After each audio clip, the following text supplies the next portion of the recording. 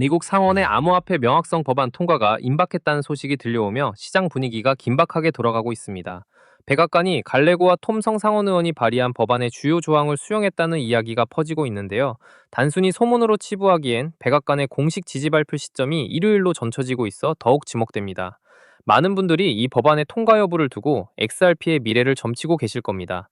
법안이 통과되기 위해서는 상원 본회의 투표가 반드시 필요한데 이번 주가 그 분수령이 될 전망입니다.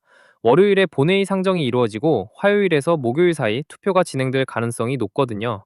만약 금요일 휴회 전까지 결론이 나지 않는다면 논의가 9월 이후로 미뤄질 위험이 있습니다. 하원과 상원의 일정을 고려하면 지금 이 짧은 시기가 우리에게는 매우 중요한 기회이자 변곡점인 셈이죠. 특히 하원은 8월 말부터 9월 말까지 활동을 이어가는데 상원 상황이 공화당 우세라 하더라도 민주당의 변수가 남아있어 안심할 수 없습니다. 투자자들은 지금 단순히 뉴스에 일희일비하기보다 입법 과정의 세밀한 움직임을 읽어내야 합니다. 이런 상황에서 제도권의 흐름을 잘 파악하고 있는 사람들은 기회를 엿보고 있죠. 정책이 확정되면 시장에 미칠 파급력은 결코 작지 않을 것으로 예상됩니다. 정치적인 움직임과 별개로 투자자들의 자산보호 전략도 다시 한번 점검해야 할 시점입니다. 최근 거래소 파산이나 프로토콜 해킹 같은 악재들이 시장의 신뢰를 흔들고 있는데요. 특히 하드웨어 지갑인 콜드 월렛을 노리는 해킹 시도가 늘어나면서 불안감이 커지고 있습니다. 지갑을 가지고만 있으면 안전할 것이라는 생각은 이제 위험한 착각입니다. 근본적인 보안 대책이 시급한 이유죠. 개인이 통제하기 어려운 프로토콜 오류가 언제든 발생할 수 있다는 사실을 인정해야 합니다. 특정 거래소나 하나의 기기에 자산을 모두 몰아넣는 것은 매우 위험한 방식이죠. 레저나 탕겜 같은 하드웨어 기기에 자산을 분산해서 보관하는 것이 현명한 대응입니다. 많은 분들이 한 곳에 뭉쳐두는 것이 편하다고 생각하시겠지만 리스크 분산은 투자의 기본 중에서도 가장 중요한 첫걸음입니다. 주제 준수 수준이 높은 코인베이스나 비트바보 같은 거래소를 활용하더라도 거래소 자체가 자산의 완전한 통제권을 보장해주는 것은 아닙니다. 결국 스스로 자산을 지키기 위한 노력이 수반되어야 하거든요. 시드 구문을 철저하게 관리하고 여러 개의 바구니에 자산을 나누어 담아야 합니다. 이렇게 하면 특정 기기에 문제가 생겨도 소중한 자산의 피해를 최소화할 수 있습니다. 이게 바로 스마트한 투자죠. 시장 환경은 여전히 거칠고 규제는 미비한 상태라 투자자들의 고통이 큽니다. 과거의 하락장을 겪으면서 우리가 배운 것은 지식과 경험이 부족할수록 고통이 배가 된다는 점입니다. 지난 9년 동안 생태계를 지켜본 결과 시장의 변동성과 해킹 위협은 언제든 일어날 수 있는 상수와 같습니다. 이제는 이런 상황을 당연하게 받아들이고 사전에 대비하는 자세가 필요합니다. 법안 통과와 같은 거시적인 변화를 주시하면서 동시에 개인의 자산 보안을 강화하는 전략은 이제 선택이 아닌 필수가 되었습니다. 최악의 상황을 대비하는 사람만이 장기적으로 살아남아 수익을 챙길 수 있습니다. 투자는 결국 스스로의 책임이라는 말을 뼈저리게 느끼실 텐데요. 철저한 대비만이 위기 상황에서 예기치 못한 큰 손실을 막아줄 수 있는 유일한 방패가 될 것입니다. 시장 참여자들은 지금의 혼란이 정리되고 나면 본격적인 변화가 시작될 것으로 보고 있습니다. XRP가 가진 잠재력은 명확한 규제 안에서 더욱 빛을 발할 준비를 하고 있거든요. JP모건이나 골드만삭스 같은 기관들이 왜 크립토 생태계를 기웃거리는지 생각해보면 답은 분명합니다. 이들은 이미 변화의 흐름을 읽고 움직이고 있습니다. 우리도 그 흐름에 맞춰 전략을 수정해야 할 때입니다. 현명한 투자자라면 규제 명확성이라는 거대한 물결을 기다리면서 스스로의 자산을 단단하게 지키는 법을 실천해야 합니다. XRP를 꾸준히 모아가는 과정에서 보안을 점검하고 아직 시장에서 저평가된 우량한 종목들까지 함께 포트폴리오에 담아둔다면 머지않은 미래에 큰 기쁨으로 돌아올 수 있습니다. 지금 준비하는 사람만이 변동성의 파도를 넘어 자산을 불릴 수 있다는 점을 잊지 마시길 바랍니다. 결국 겉으로는 공포 분위기 조성해서 개미들 헐값에 물량 던지게 만들고 뒤에서는 월가 거물들과 글로벌 은행들이 제도권 안에서 기득권 자금을 다 집어먹을 판을 끝마쳐 놨다는 명백한 증거 아니겠습니까? 생각해보세요. 개미들은 연일 떨어지는 차트 보면서 피눈물 흘리고 있는데 도대체 누구 머릿속에서 이런 악랄하고 완벽한 시나리오가 나왔을까요? 하지만 여러분 지갑에 들어있는 그 리플 말이죠. 사실 불과 몇 년 전만 해도 세상에서 흔적도 없이 사라질 뻔했다는 사실을 알고 계십니까? 아침마다 눈 뜰 때마다 습관처럼 앱을 켜서 장부를 확인하는 분들 정말 많으실 겁니다. 세상의 모든 돈을 다 흡수할 것처럼 거침없이 치솟던 리플이 사실은 목덜미가 잡힌 채 서서히 숨이 꺼져가고 있었다면 그 기분이 어떠시겠습니까? 가격은 지루하게 박스권에 갇혀있고 답답한 마음에 온종일 유튜브만 기웃거리는 그 무력한 심정. 세력들은 바로 그 지점을 정확히 노리고 있습니다. 사람이 사방으로 막혀 절망에 몰릴 때 비로소 헐값에 물량을 던진다는 걸 너무나 잘 알고 있으니까요. 하지만 모두가 이제 끝났다며 손절을 고민할 때 제 눈에는 세력들이 판을 짜다가 흘린 결정적인 오점이 보입니다. 겉으로는 죽겠다고 하소연하면서 뒤에서는 개미들의 뒤통수를 칠 전혀 다른 판때기를 설계하고 있더라고요. 브래드 갈링하우스라는 인물이 도대체 뒤에서 어떤 꿍꿍이를 품고 있었는지 그 가면 뒤에 숨겨진 진짜 셈법부터 완벽히 파헤쳐드리겠습니다. 솔직히 최근 갈링하우스가 외신 인터뷰나 팟캐스트에 나와서 SEC가 고소장을 내밀었을 때 진짜 회사 문 닫을 뻔했다며 눈물겨운 회상을 늘어놓았을 때 저는 실소를 금할 수 없었습니다. 생각해보세요. 당시 자기 밑에서 일하던 수백 명의 직원들이 하루아침에 길거리로 나앉든 투자자들의 계좌가 새파랗게 질려 반토막이 나든 그들에겐 전혀 중요하지 않았습니다. 오직 자기 한 몸 안전하게 빠져나갈 탈출구만 찾기에 급급했던 거죠. 그런데 왜 안 도망치고 끝까지 버텼을까요? 투자자들의 원금을 지켜주기 위해서? 아니면 암호화폐의 위대한 정의를 위해서? 그런 동화 같은 소리는 믿지도 마십시오. 소송 기간 동안 로펌과 변호사들 주머니에 갖다 바친 돈만 무려 2천억 원이 넘습니다. 세상에 어떤 제정신인 경영자가 명분 하나 때문에 자기 생돈을 그렇게 쑤셔넣겠습니까? 진짜 속사정은 따로 있습니다. 초기에 갈링하우스는 변호사도 동원하지 않고 홀로 SEC 수장을 찾아가 말 잘 들을 테니 가이드라인을 달라며 납작 엎드렸습니다. 하지만 돌아온 건 차가운 고소장 한 장이었죠. 멍청하게 뒤통수를 맞은 겁니다. 원래 사람은 잘 나가는 줄 알고 까불다가 제대로 얻어맞았을 때 본색이 나오는 법입니다. 도끼가 바짝 오른 거죠. 리플이 지옥 같은 진흙탕 싸움 속에서 버티는 진짜 동력은 거창한 목표가 아니라 내가 살기 위해서 이 규제판 자체를 아예 깨부셔야겠다라는 지독한 생존 본능과 오기였습니다.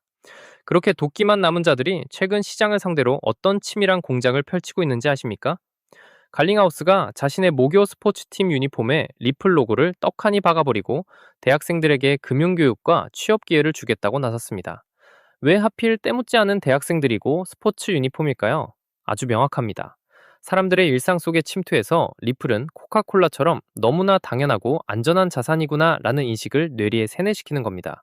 그래야 향후 어떤 파도가 치더라도 자신들을 끝까지 지켜줄 타이트한 방패막이 집단이 형성되니까요.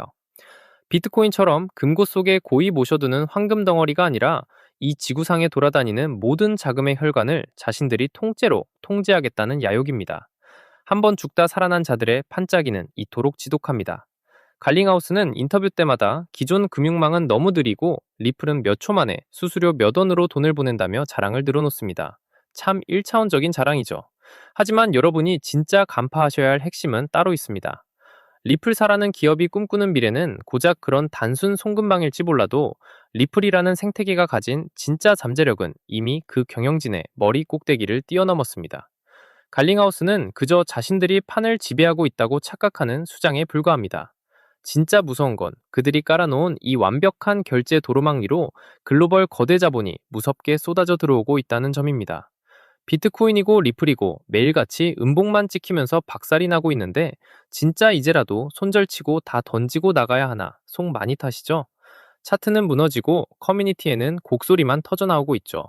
이번 사이클도 결국 끝났다 하면서 다들 절망하고 계실 텐데요. 그런데 모두가 공포에 질려서 손실을 확정짓는 바로 지금 온체인 데이터상에서는 기이한 움직임이 포착되고 있습니다. 개미들이 던지는 그 피 같은 물량을 물밑에서 무섭게 쓸어담고 있는 거대 지갑들이 급증하고 있다는 겁니다. 월가의 진짜 세력들은 왜 모두가 통곡하는 이 하락장을 오랫동안 기다려왔을까요? 오늘 영상에서는 겉으로 보이는 단순한 차트 폭락 뒤에 숨겨진 세력들의 진짜 설계도, 그리고 이 패닉장이 끝난 뒤 리플 이상으로 폭발할 단 하나의 히든 종목까지 전부 까발려 드리겠습니다. 10분만 집중해보세요. 오늘 영상 끝까지 안 보시면 나중에 진짜 피눈물 흘리십니다. 지금 시장이 끝없이 흘러내리는 본질을 들여다봐야 합니다. 이건 전형적인 개미 털기, 즉 시장의 물량을 가볍게 만드는 세척 작업입니다. 과열 물량이 가득 차 있으면 기관이나 대형 자금은 절대 가격을 올리지 않습니다. 그래서 세력들은 지루한 박스권과 연속 하락을 통해 개인 투자자들의 진을 쏙 빼놓습니다. 원금 반토막 가도 좋으니 그냥 다 팔래 라는 소리가 나올 때가 비로소 세력들의 최고의 매직 구간이 되는 겁니다. 말만 그렇고 실제로는 그냥 망해가는 거 아니냐라고 의심하실 수 있습니다. 그래서 제가 외신 속보들과 월가 기관들이 제출한 공식 보고서 팩트를 하나하나 뒤져봤습니다.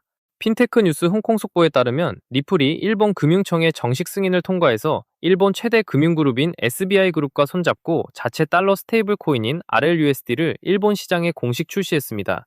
기관 투자자들까지 정식으로 사용할 수 있는 결제와 토큰화 가교를 열어버린 겁니다. 게다가 월가의 공룡투자은행 골드만삭스가 금융당국에 제출한 13F 공식 보고서를 보십시오. 골드만삭스 한 곳에서만 리플 현물 ETF 상품에 1억 5,380만 달러, 약 2천억 원이 넘는 돈을 분산 투자했다고 공시했습니다.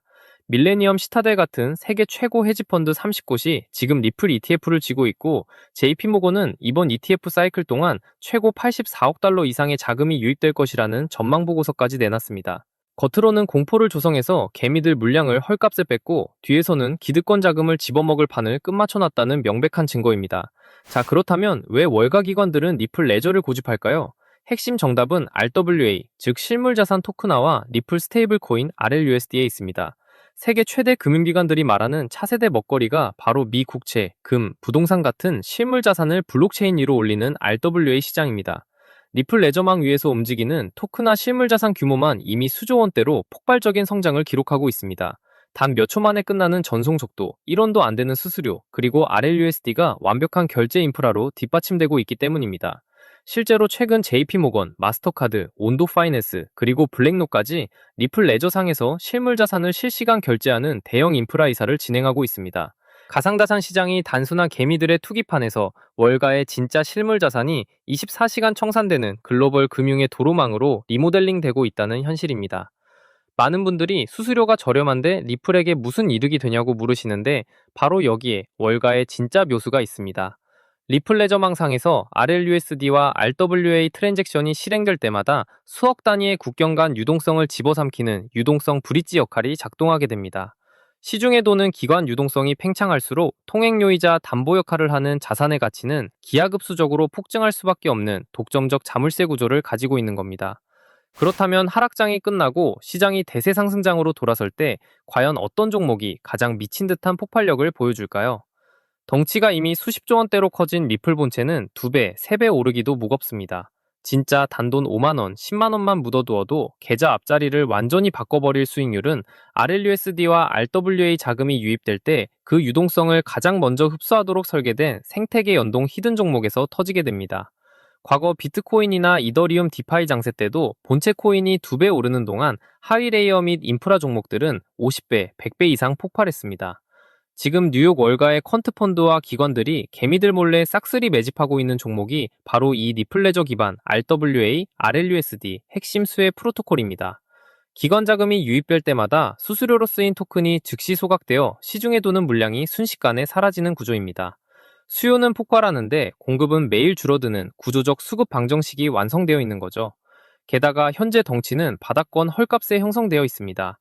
최근 장외거래 창구를 통해 이 종목을 은밀하게 쓸어담는 거대 기관 지갑들의 움직임이 평소보다 몇 배 이상 폭증한 것을 온체인 데이터로 확인했습니다. 저 역시 이 화면에 해당 코인의 진짜 이름과 티커를 시원하게 노출하고 싶지만, 특급 정보가 유튜브에 유출되면 거대 고래 세력들이 악의적인 덤핑을 유도하거나 매집 기간을 길게 끌어버릴 우려가 있습니다.